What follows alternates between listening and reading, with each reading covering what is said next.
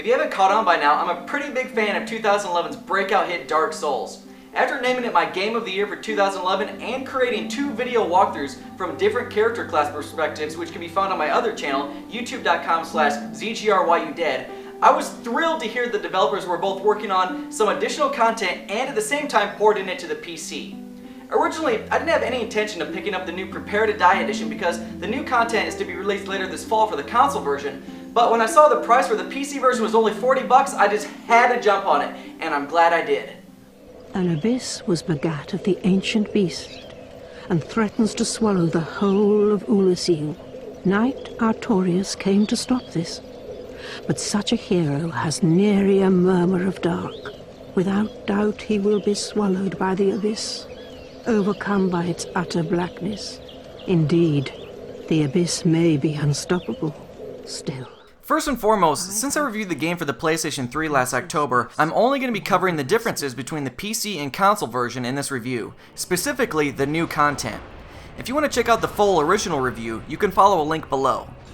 The Prepare to Die edition of Dark Souls is a straight port to the PC. Everything was left intact, and most of the options that gamers expect for a good port are missing.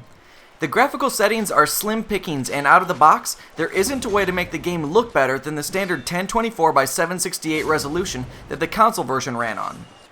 The original game had a lot of frame rate problems, and while some of them appear to be resolved on the PC version, despite having a decently beefy gaming rig, I still had a series of serious frame drops here and there. That aside, it didn't bother me too much on the console version, and it didn't bother me much on the PC version.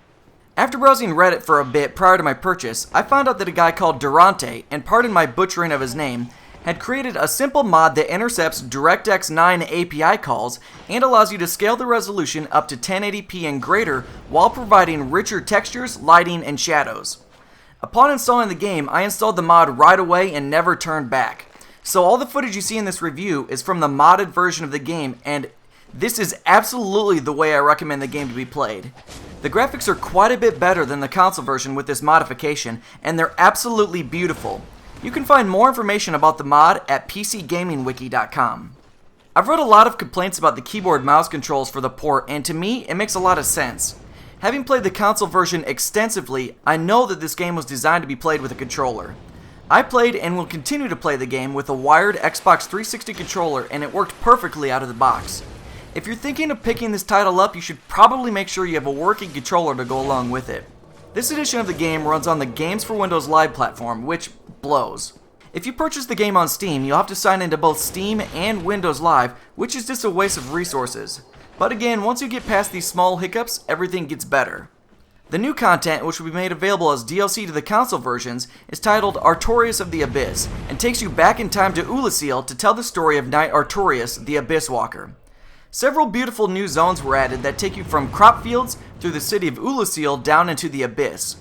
4 new bosses were added as well, and I'll tell you straight up, these bastards were tough. I was able to take down the first one solo, but with the dexterity-based build I was sporting throughout the game, I required assistance to take down the rest.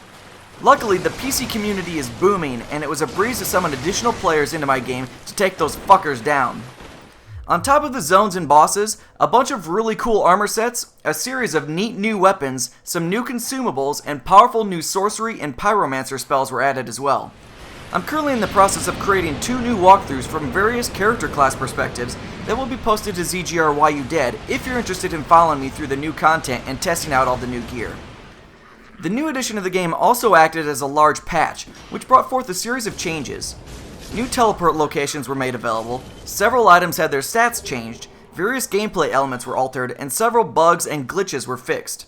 You can find more information about these on the Dark Souls wiki. My character is roughly level 70 when I entered the new content, and I still had a hell of a time. I was able to tackle all of the new zones and monsters in about 5 hours, so it's a pretty hefty chunk of content. After defeating the second boss, an arena area becomes available for you as well that lets you enter one of 2 arenas in duels, teamfights, and death matches. I did not have a chance to test out this functionality at the time of this review, but that was simply because I wasn't happy with the way my character turned out, and I knew I would get slaughtered.